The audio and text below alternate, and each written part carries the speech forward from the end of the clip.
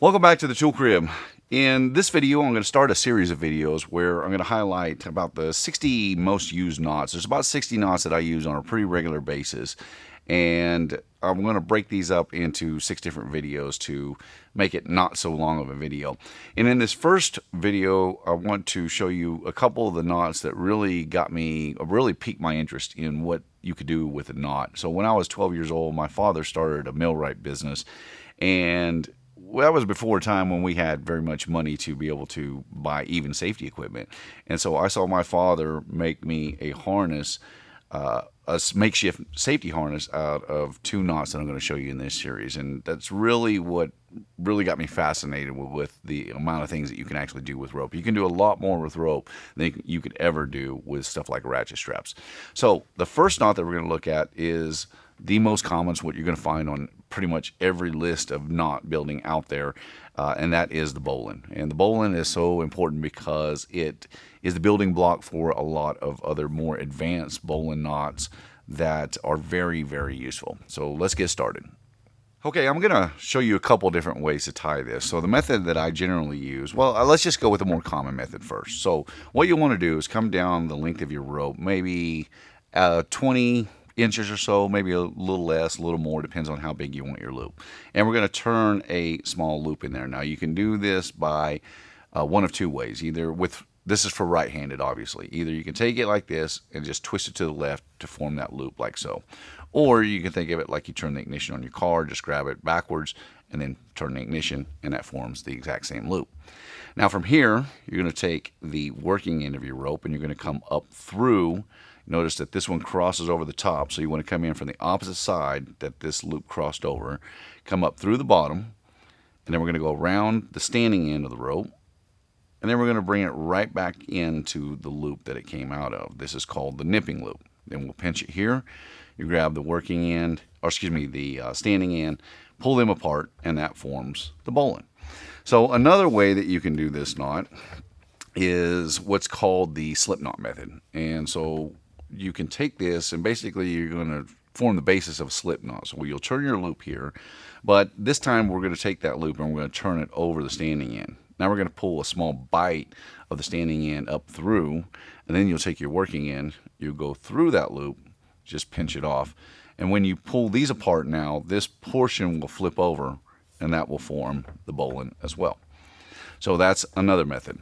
And the method that I generally use to tie this one is kind of a quick method where you'll pinch the working end between your fingers like so. You'll cross over the standing end, grip it with your thumb, and then in one motion you're going to push this hand forward, and then you're going to turn this wrist. So we'll grab it. Let me get the kinks out of this rope. Cross over, grab it, up and over, turn, and then I can reach around, grab the working end, send it right back through where my hand is still in position, pull it apart, and that is the bowline. Now this is the standard bowline where the working end comes inside of the loop. There are several different versions. I'm going to show you the other simplified version. This is called the cowboy or the Dutch bowline. Instead of coming from the right to the left underneath your standing end, you go from the left to the right and then back down, and that will put your working end on the outside of the loop as opposed to the inside of the loop. This is called the cowboy bowline or the Dutch bowline. Some people say that it's inferior. I don't really know that to be true. I've never had a problem with either one of these knots holding. Now the great thing about the bowline is the fact that it forms this bridge on the back, and so even after having been loaded pretty substantially, you can, with the bridge here, you can just bend that backwards, and that loosens the knot to the point where you can very easily untie it. So even softer rope after it's been loaded up pretty good, while sometimes can be a little difficult to get untied, the way the bowline forms, it's pretty easy even at that to get it untied. So this is why the bowline makes a great fixed loop knot in situations where you absolutely need to get it untied. The next knot that we're going to be looking at is very closely related to the bowline. It's called the running bowline, and it includes a bowline, but it traps the standing end of the rope in order to form a very large lasso. Now with lassos, they actually use a different loop knot here as opposed to a bowline, but this is good for like arborists if you want to go around like a large tree trunk. This is a great knot to go around any really large object where you need to cinch down on it with this lasso type knot. So in order to form this, we're going to form this the same way we did the bowline with one extra step. So you just make your large loop here, and then you're going to cross under that line, and you can extend this loop out to whatever size you need. Then we're going to use the quick method in order to form this, where you can use any of the three methods to tie it, but this one kind of works better in this situation. We'll roll it, we'll create our nipping loop, then we'll go under our standing end, back down the loop, pinch it off, pull them apart. And ideally you want to make a kind of smaller bowline here for this one to work right. You can leave it large, it'll still work. It's just it works a little better with a little smaller loop here. And this is great for, again, going around any large diameter object that you need to cinch down on. The next knot that we're going to be looking at is called the Zeppelin bend. Now, a bend knot is any knot used to tie two lines together. In the case of the Zeppelin bend, this was actually invented by a Navyman, I believe, and so named for the Zeppelin airship. So this is the knot that he came up with, or one of two knots actually that he came up with in order to tie up the Zeppelin airship. So that's a little interesting bit of history. Now the great thing about the Zeppelin is that no matter how hard you pull on this, much like with the bowline, it has a double back here. So with these two backs, much like that, the bowline knot, it's very easy to pull apart even after it's been loaded up pretty substantially. And it's why it's one of the best bend knots out there. Now, with bend knots, you have a lot of specialty bends and for different situations, but as a general all-around bend knot, this one is fantastic. So the way this is formed, in our first line, we're going to form a 6. Now we want the working end of our 6 to be on top. And with the other line, we're going to create a 9. Only this time we want the working end to cross under. And now we're going to take the 6 and we'll set it on top of the 9. And from here it's pretty easy. You take your working end, go back, just curl it around, go back through the loop this way, and then with your other one, you go into the loop, the opposite direction. And let me snug those up a little bit. And then all you have to do is pull them apart, and that will easily form the Zeppelin bend. And again, this is probably one of my favorite bend knots and one that I use quite often. The downside of this one is if you're trying to pull it through a ring or something, it leaves the working ends sticking out the side, and so that's the reason for using any number of other bend knots. But as a general rule, this is one of the absolute best bend knots that you could ever learn. This next knot is, I'm going to show it with two different types of knots. So the first one, this is called the figure 8 or the F8. So the F8 is a good stopper knot that you can throw into a line. And the F8 loop is tied exactly the same way, except you use a bight in the rope as opposed just to the single line. So the F8 loop, you have to manipulate it a little bit in order to make sure that you have all of your crossing lines are nice and parallel. And this is a knot that gets used by climbers. It's the most secure of the fixed loop knots because you can tie this near the end of a rope on a bight, and this knot just will not release. I mean, there's a lot of different fixed loop knots, but the downside to this one is the fact that unlike some of those others, you can't very easily untie it after it's been shock loaded. So this will get so tight that in some cases you'll just have to cut it off. So let's start with the regular figure 8 first.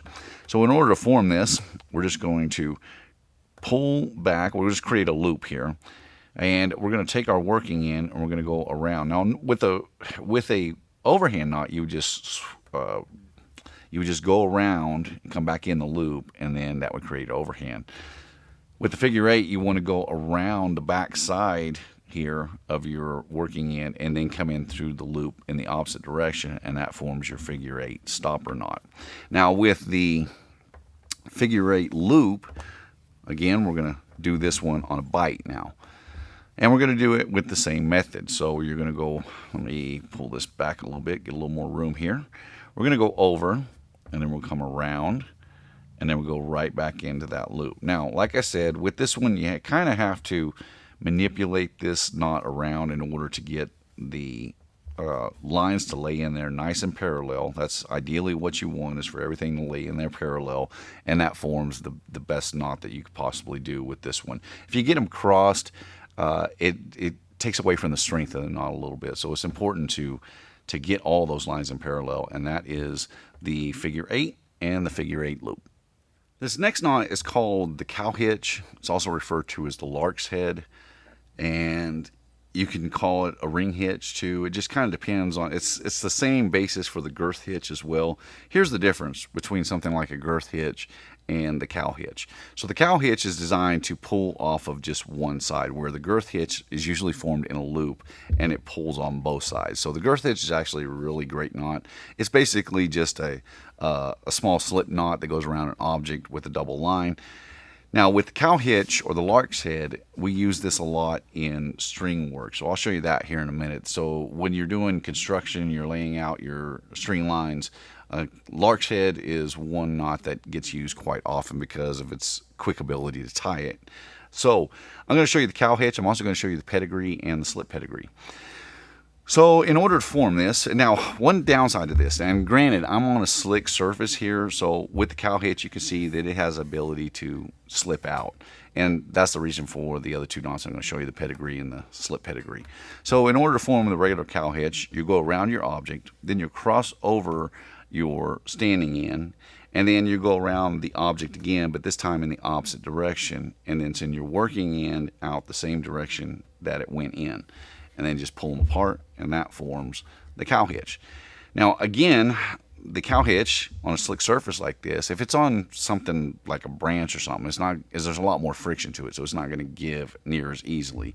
But there's ways in order to secure this a little better. So to finish this off, you can do what's called the pedigree cow hitch, wherein you would take the working end and you just go through these two loops here, or underneath, in between them and your object, and then just pull it together, and you notice that now that cow hitch won't slip out. So this is fine on a larger diameter rope like this because you can still get a grip on it to get it pulled free. But if you're on something really small like string, then you want to do this in a slip form and send a slip through there instead, and then tighten it all up, and this forms the slip pedigree. You can imagine on a string line you really can't get in there to release that knot very well, but if you leave yourself a tag on a slip, then you can very easily pull it and the whole thing will come apart. So that is the cow hitch, the slip cow hitch, or the cow hitch, the pedigree cow hitch, and the slip pedigree cow hitch. Now another way to form the cow hitch is very simple. You make a bite in a rope, and then you just take that bite and you flip it over, and then you just grab it like this, and that forms the cow hitch. So I've done this. This is how you'd form it on string line. So imagine that our paracord here is a string line. We're pulling our string. We need to make a quick loop to go over and set it onto a nail. So we'll just use a pin as a nail here, and then you can see that that very quickly locks into place. And with this smaller diameter line, especially in string line, it holds a lot better than it does in some of this larger diameter cordage. So that is the lark's head or the cow hitch, and a knot that gets used in construction quite a little bit. Now this next knot is a knot that I use in construction an awful lot. This one is called the rolling hitch. Now I've tied this on the same pipe stand that I use to do my videos to show different types of hitch knots, but with this knot, this is great for when used in combination with stuff like half hitches, and I'll show you a little demonstration of that by using it to pull up a hammer. The great thing about this is that the direction of pull, so this is meant to pull vertical loads without them slipping out. So even on the slick surface pipe, your direction of pull on the rolling hitch will be back against the two lines here, and you can see that even putting a lot of grip on, or a lot of force on that, even on that slick surface, it holds its shape and doesn't slip off. So this is a great thing about friction hitches that are used in this fashion in order to pick up a lot of different, especially long tools. So the way this one is tied, this one's actually very easy to tie. So we're going to start by going over our object. This time we're going to cross over, and then we're just going to continue around, make another turn here, and come around one more time. Then with our working end, we're just going to lift up, and ideally what we want is to stick this working end so that it runs in parallel with that first wrap. So we'll just lift that up a little bit, and then we'll pull them all apart, and that is the rolling hitch. Now, again, used in combination with half hitches, I'll show you how you can lift some tools up with this knot. Okay, now I'm going to show you how to use the rolling hitch in order to tie up just a regular hammer. This is just a 3-pound sledge or 2.5-pound sledge. So to do this, you want to first tie on your rolling hitch. So we're going to go around, and we're going to create our 2 wraps around. And then we're going to come up and send it in parallel with that first wrap. And then we'll slide it down. We'll get everything snugged on it. And now to finish this off, you just want to turn a half hitch in here. So we'll turn a half hitch. We'll put it on to the end here. We'll secure that. And now you have the ability to pull up a tool without it falling down. So this is a knot that we use a lot for this type of application where you're lifting a wide variety of tools up. So this is a great knot to learn. So this next knot that I want to show you is one that I use a lot as well, because as a millwright, we're constantly pulling tools up. Now this one is made to pull up more elongated tools like shovels and brooms or long bars or axes for what it's named. So this is called the axe hitch. Now what we're going to do first is we're going to form a slip knot, but we're going to leave a long tail on it. So we're going to start off here, turn a loop, and then we're going to roll that loop over the standing end of your rope and pull a bite through. And now you can just tighten that up a bit, and that forms our slip knot, but with a very long tail. Now with your slip knot formed, we're going to take that over your tool near the base here, and we just want to tighten it down. And then we want to just leave the tail off to the side there. So now that we've got that, now we're going to take our working end and we're going to go under the head of the hammer here. And now what we need to do is we need to finish this off by adding 2 half hitches. Your first half hitch, you want to have it down near the base of the tool here, or the lower portion of the tool. So we'll turn our first half hitch, and we'll just tighten this up so that it is near the bottom here. That way, you want it near the bottom. That way, if you had it way up here, then this could possibly slip over the head of your hammer. So keep one low, and then we're going to tie one more of these up higher. So you can put this, I don't know, whatever you feel comfortable with. You can put it at the midway point, or you can put it, within 6-8 inches of the top, whatever. It doesn't really matter. So now with our 2 half hitches, now we have the ability to lift this hammer up very easily. And it's a lot more secure because this portion of it goes along the bottom of it and just makes a better handle, or a better knot to pull up these more elongated tools, especially stuff like sledgehammers that can get awfully heavy. Now the reason we left the long tail for this, so you use this both to lift up a tool and lower a tool, and the reason you leave a long tail is so that your ground man, wherever the tool is coming back down, and if you needed to, you could leave a lot longer tail than this, but that gives them the ability to grab the tail and pull it free of anything that might be directly underneath of this when lowering it to the ground. So this is the axe hitch. It's a knot we use in construction quite a bit. Now, this next knot is also a friction hitch knot. This one is called the pipe hitch, and it's one of my favorites because there's several others that I use, but I like this one in particular because it's very easy to tie.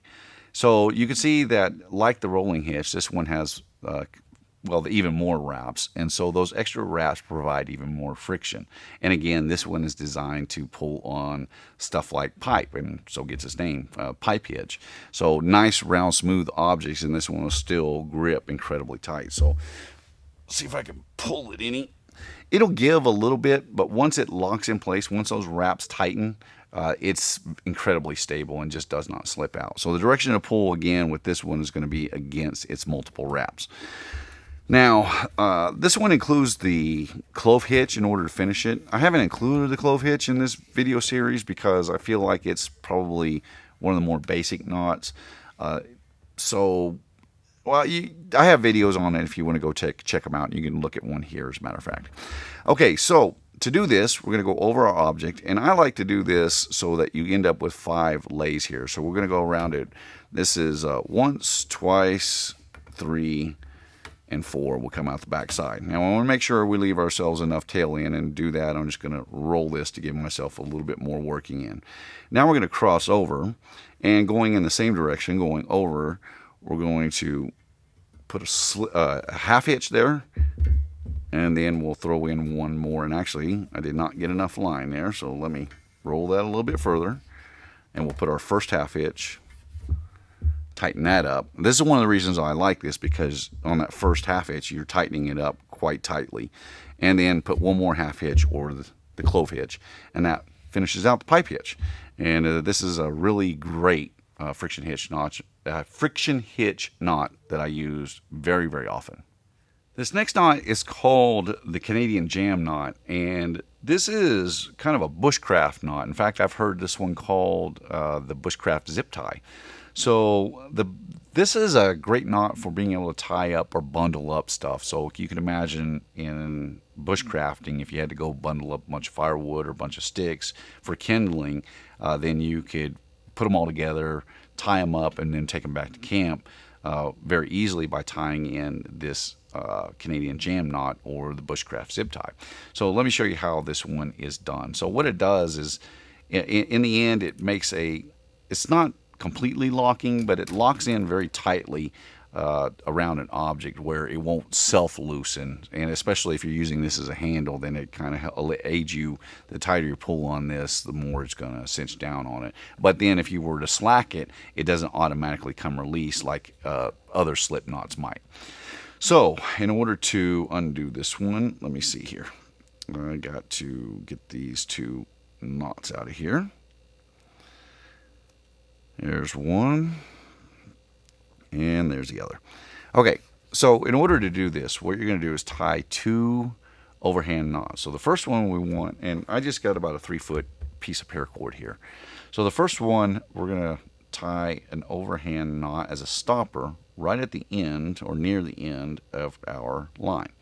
Now we're going to go just a little bit further up, and we're going to tie now a loose overhand knot.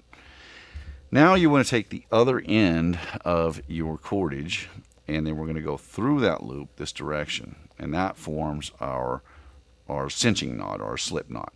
And now you can kind of snug that up just a little bit. Now I'll just use this board as an example. Now once you have that, now you can just really just cinch that around, and when that stopper pops up against it, then it will lock in place and thereby give you a nice tight cinch on that. So this is great for bundling up different things. And then to release it, you just pull on the smaller overhand, and that will pull that knot out. You can see that it just won't really release on its own because it's got enough friction there that it just doesn't fall apart on you. You have to physically pull it apart in order to get it undone, and then you can get it out of your bundle and then get it untied. So this is a very good knot for tying up a variety of different things. You could even use this to tie up the Christmas tree at the end of the year. This is the Canadian Jam knot. Now, I mentioned earlier in this video where when I was young, my father taught me a couple of knots that really kind of started my fascination with knot tying. So this one is the inline prusik. So it's similar to the prusik loop knot that I'll show in a later video in this series. But this particular knot gives you the ability to tie a prusik at the end of a line. And so it's finished off with the first knot that we showed, which is the bowline. Now I generally tie this one so that it's in the cowboy bowline, so that the working end sits outside of the loop as opposed to inside of it. But I want to show you how this one, you can use this for making a makeshift lifeline for a slipping grip hitch. So with the prusiks are designed to tie onto larger diameter rope, and as a good rule of thumb, so in this case, let's say this would be my lifeline that I'm using, and I would use a bowline around my waist in combination with this knot in order to form kind of just a tie point to a larger diameter rope, so my safety line. A good rule of thumb with this knot is that you want the knot or the rope that you're tying your inline prusik with to be about 25% less in diameter than your main line. And the reason for that is because the tighter wraps of the prusik are what allow it to grip. So the great thing about the prusik and the inline prusik here is that it grips in both directions. So you can move it, and if you have a shock load to it, it'll grab onto your safety line. But if you need to travel up and down that safety line, you can just very easily either move it from the bottom or from the top to slide it into position, and then again, as soon as it grips, it will lock right back in place. So that's the great thing about the Prusik. It's one of that was really what started my fascination with these types of knots. Or with all knots, in fact. So let me show you how this one is tied. Let me get this one untied. And I did this in a 3 wrap on both sides. I'll probably just go back with a 2 wrap to make it a little easier, a little faster. So let me get this undone, and we'll start over. So the first thing you want to do is go over your object, and we're going to go around so that we get 2 lays wrapped around, or basically a round turn on one side. Then we're going to cross over our standing end, and in the opposite direction now, we're going to do the exact same thing. So we're going to go around it and then give our complete round turn there. And now at this point you want to snug all these lines together. So if you did it in 2 or 3, this is the point you want to snug it all together. Now we're going to form the cowboy bowline in order to finish off this particular knot. So to do that, we're going to roll over, and then we're going to pull a bite of the standing end up through. And instead of coming through this way like you would with the regular bowline, we're going to go through the other way through that bite. And then when we pull it down, pull it apart, you'll see that it flips over and forms the Dutch bowline or the cowboy bowline, and then that secures the inline Prusik. This is a fantastic knot to learn, though with today's safety stuff, I mean, there's a lot of different safety equipment out there, but it's always good practice to know how to tie some specialty knots like this one. So this is one of my all-time favorite knots. This is the inline Prusik.